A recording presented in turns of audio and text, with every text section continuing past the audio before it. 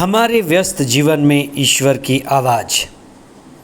प्रभु को पाने के रास्ते में अहंकार सबसे पहली और बड़ी बाधा है। वह हमें अंधा बना देती है और हमारे आँख में धूल की तरह है।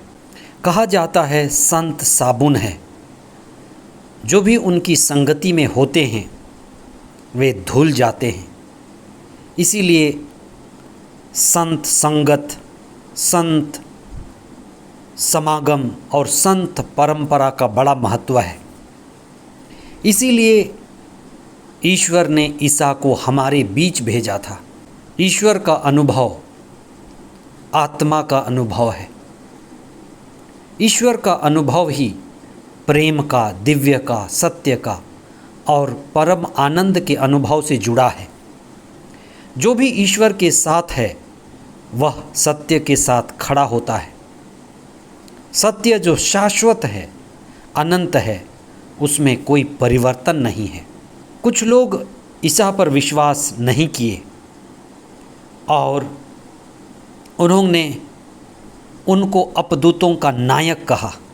कई लोगों के पास आँखें तो हैं पर सत्य नहीं देख पाती, कान तो हैं पर वे सत्य नहीं सुन पाते।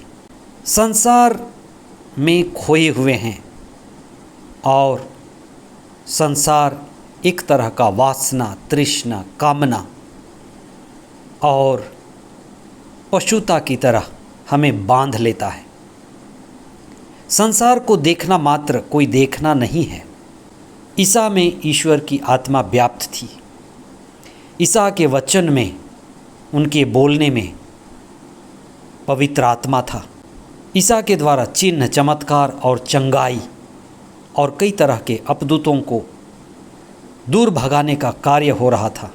जो आत्मा में नहीं है, जो चेतना में नहीं है, जो आध्यात्म में नहीं है, वह ईश्वर के कार्य को नहीं देख सकता। वह अंधा ही बना रहता है।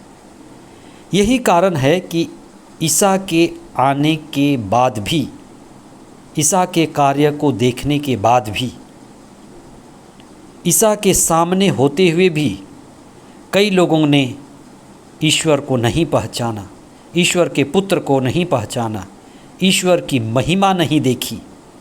जो सत्य की खोज में नहीं है, जिसे ईश्वर की प्यास नहीं है और जिसमें दिव्यता नहीं जागी है, वह ईश्वर को, उसके कार्य को और आध्यात्म से दूर ही रहता है। ईसा कहते हैं जो मेरे साथ नहीं है वह मेरे खिलाफ है और वह इकट्ठा नहीं करता, वह बिखेरता है। ईसा के साथ होना यानी सत्य के साथ होना और मुक्ति की सेवा में समर्पित होना है। जो भी सत्य और मुक्ति की सेवा में नहीं है वह संसार की सेवा में है, अहंकार से ग्रसित है। मैं, मेरा, मुझे की भावना। अहंकार ही ईश्वर को पाने में सबसे बड़ी बाधा है। जो ईश्वर को खोजने, ईश्वर को देखने और ईश्वर को पाने के मार्ग में बाधा है। अहंकार से घिरा व्यक्ति ईश्वर के कार्य को भी देखते हुए नहीं देखता और ईश्वर की उपस्थिति को ठुकरा देता है। फरीसी, शास्त्री और कई सारे लोग ईसा से घृणा करते थे, द्वेष करते थे और ईश्वर के कार्य को ठुकरा दिए। इसी तरह से उन्होंने अपने मुक्ति को और अनंत जीवन के मार्ग को तिरस्कार किया। ईसा यह भी सिखाते हैं कि हमें लगातार ईश्वर से जुड़े रहना है और हमारे लगातार जुड़े रहने में ही हमारी मुक्ति संभव है। कई बार हम अति आवेश में, आवेग में, उत्साह में आकर जीवन बदलना चाहते हैं।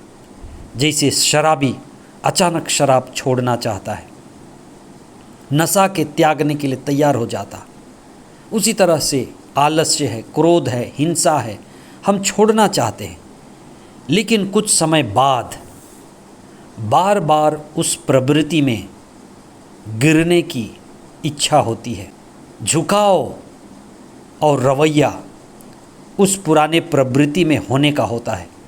इसीलिए ईसा कहते हैं कि हमें सजग रहना है और लगातार अच्छाई और सच्चाई की ओर गति करना है। इसी से हमारी मुक्ति संभव होगी।